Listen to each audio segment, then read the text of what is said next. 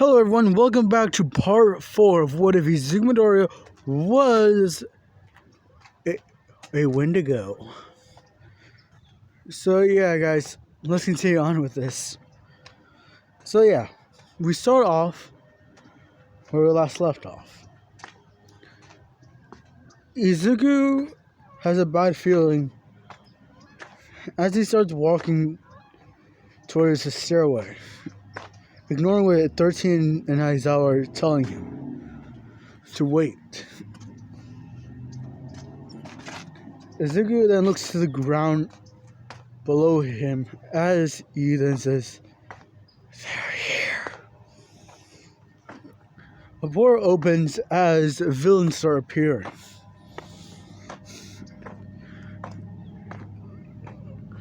Izuku releases what was it? Wendigo somewhere.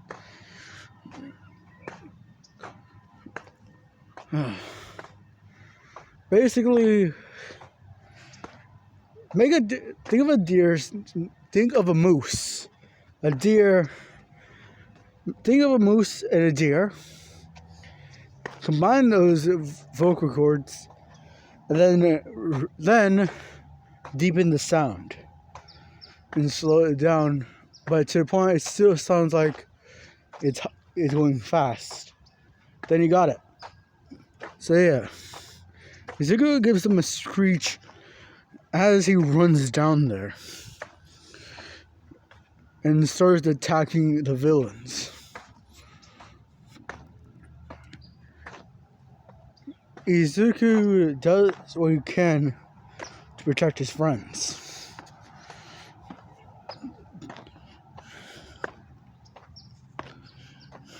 As he's fighting off the villains. But to him and Aizawa joins in. 13 is protecting the students until they're all teleported around the facility.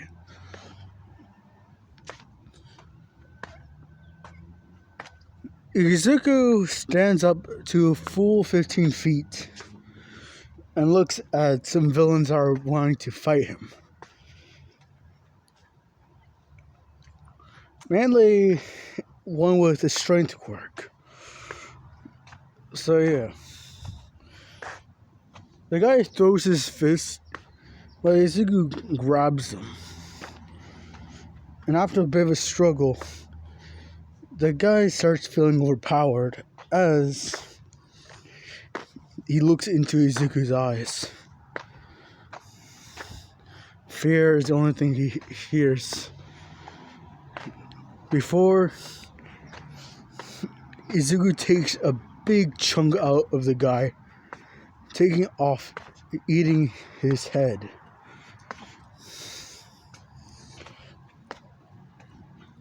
Izuku, wait a minute guys. Izuku starts clawing at several villains as he does not care on what happens now. Swinging his head around, using his tail as a whip and a club. Izuku is using all his available abilities to his advantage. People called him a monster, so he will act like one. Izuku rips a villain to shreds as the others start thinking that they made the wrong choice in coming here. The Nomo appears, and both of them start fighting each other. The Nomo is throwing the punches as Izuku is blocking them. Unfortunately, the punches are starting to weigh down on Izuku, who is still standing but starts being pushed into the ground, to the point he's on a knee.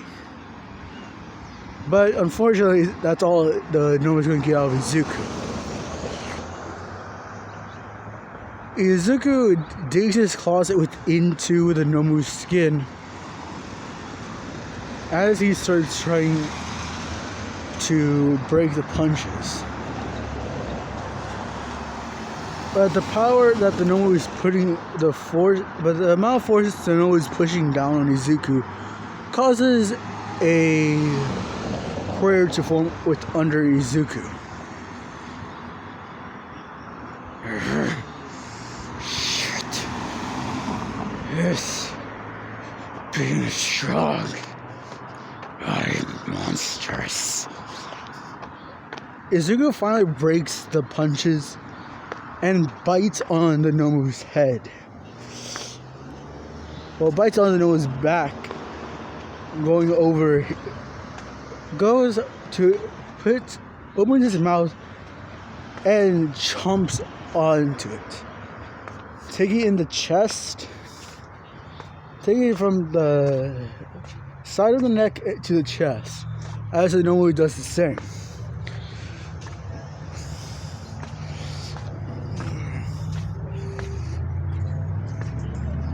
Izuku finally rips a chunk off of the Nomu as it screams in pain. Izuku then claws up its face and uses his tail as a club. A villain with a melee quirk springs into Izuku before being impaled by his tail and swung aside.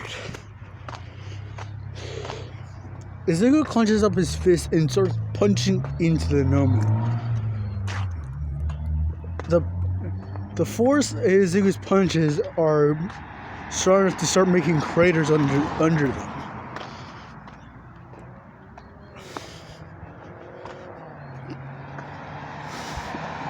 They are all impressed by this.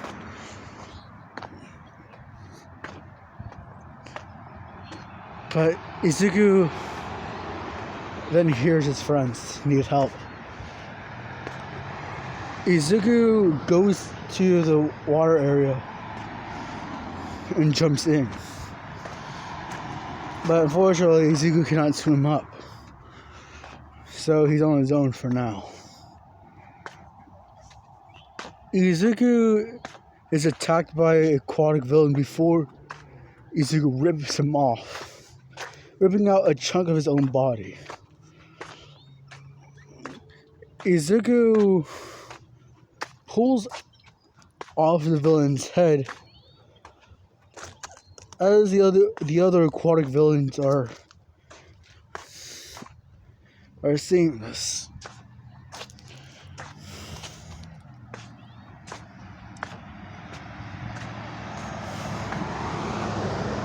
Izuku is the reason Izuku cannot swim in this because he actually never tried to.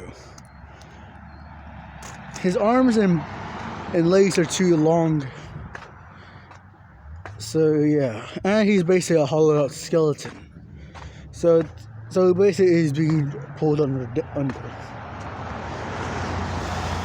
But eventually Izuku makes it to the surface of the water and grabs a female villain, and then biting off her head.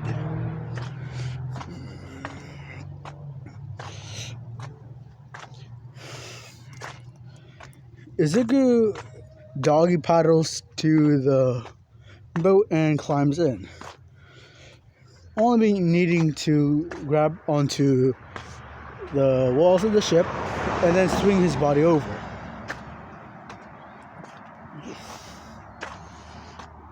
Izuku sits down as he looks at his friends. Hey, nice to meet you guys. Sorry I abandoned you back there. I was trying to swim. Hey, do you not know how to swim? Actually, yes, I do not know how to swim. The narrator is just saying that, just said that I do not know how to swim in this form, but that would make no sense. So he retconning it to where I can't swim. Entirely. Nothing. What nerd? Just don't ask about it. Anyways, let's get out of here. Just grab onto my back. They do so as Izuku jumps in and starts doggy paddling all the way back.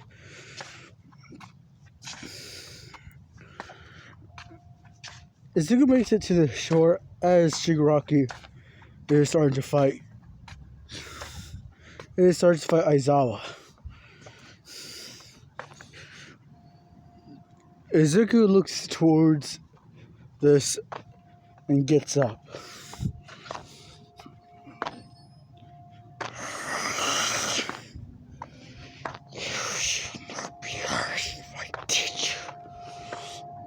You guys already know, at this point, Shigaraki has basically injured Aizawa.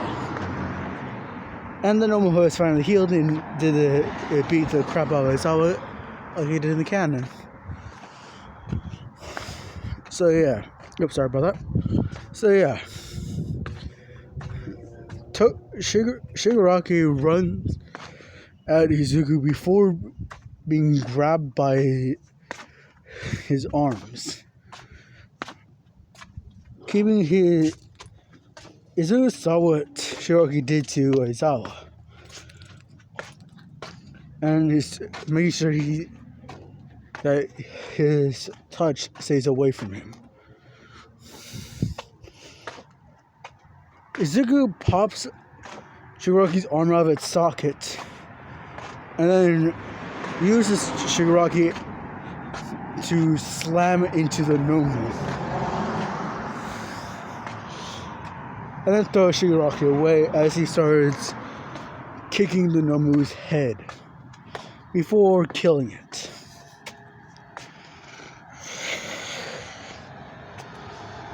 Suddenly the heroes appear and take care of the rest of the villains. Izuku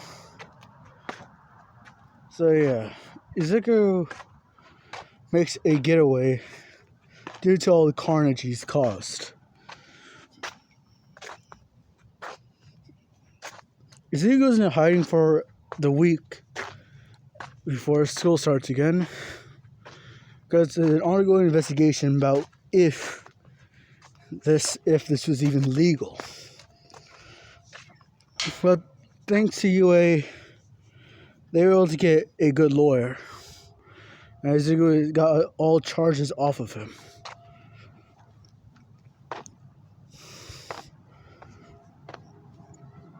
So yeah,